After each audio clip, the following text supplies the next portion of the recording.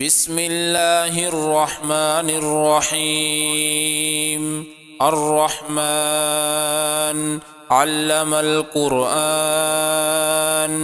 خلق الإنسان علمه البيان. الشمس والقمر بحسبان، والنجم والشجر يسجدان. والسماء رفعها ووضع الميزان، ألا تطغوا في الميزان، وأقيموا الوزن بالقسط ولا تخسروا الميزان. والأرض وضعها للأنام، فيها فاكهة والنخل ذات الأكمام، والحب ذو العصف والريحان. فبأي آلاء ربكما تكذبان؟ خلق الإنسان من صلصال كالفخار، وخلق الجان من مارج من نار. فبأي آلاء ربكما تكذبان؟ رب المشرقين ورب المغربين، فبأي آلاء ربكما تكذبان؟ مرج البحرين يلتقيان، بينهما برزخ لا يبغيان. فبأي آلاء ربكما تكذبان؟ يخرج منهما اللؤلؤ والمرجان. فبأي آلاء ربكما تكذبان؟ وله الجوار المنشآت في البحر كالأعلام. فبأي آلاء ربكما تكذبان؟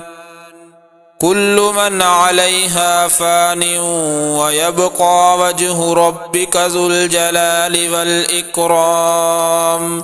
فبأي آلاء ربكما تكذبان؟ يسأله من في السماوات والأرض، كل يوم هو في شأن. فبأي آلاء ربكما تكذبان؟ سنفرغ لكم أيها الثقلان. فبأي آلاء ربكما تكذبان؟ يا معشر الجن والإنس إن استطعتم أن تنفذوا من أقطار السماوات والأرض فانفذوا، لا تنفذون إلا بسلطان. فبأي آلاء ربكما تكذبان؟ يرسل عليكما شواظ من نار ونحاس فلا تنتصران. فبأي آلاء ربكما تكذبان؟ فإذا انشقت السماء فكانت وردة كالدهان. فبأي آلاء ربكما تكذبان؟ فيومئذ لا يسأل عن ذنبه إنس ولا جان. فبأي آلاء ربكما تكذبان؟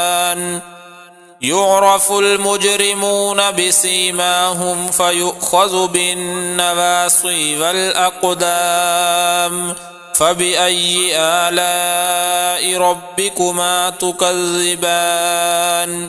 هذه جهنم التي يكذب بها المجرمون، يطوفون بينها وبين حميم آن. فبأي آلاء ربكما تكذبان؟ ولمن خاف مقام ربه جنتان، فبأي آلاء ربكما تكذبان ذواتا أفنان فبأي آلاء ربكما تكذبان فيهما عينان تجريان فبأي آلاء ربكما تكذبان فيهما من كل فاكهة زوجان فبأي آلاء ربكما تكذبان متكئين على فرش بطائنها من استبرق وجنى الجنتين دان فبأي آلاء ربكما تكذبان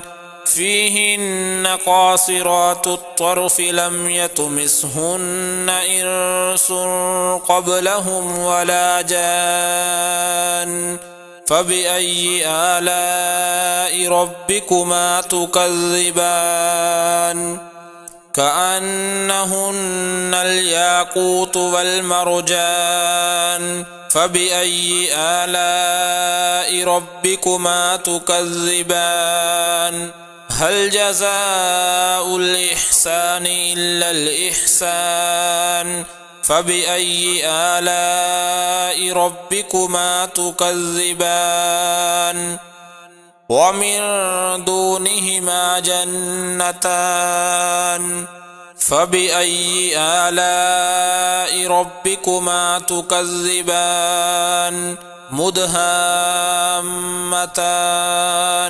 فبأي آلاء ربكما تكذبان فيهما عينان نضاختان فبأي آلاء ربكما تكذبان فيهما فاكهة ونخل ورمان فبأي آلاء ربكما تكذبان فيهن خيرات حسان فبأي آلاء ربكما تكذبان حور مقصورات في الخيام فبأي آلاء ربكما تكذبان لم يطمثهن إنس قبلهم ولا جان فبأي آلاء ربكما تكذبان متكئين على رفرف خضر وعبقري حسان فبأي آلاء ربكما تكذبان تبارك اسم ربك ذي الجلال والإكرام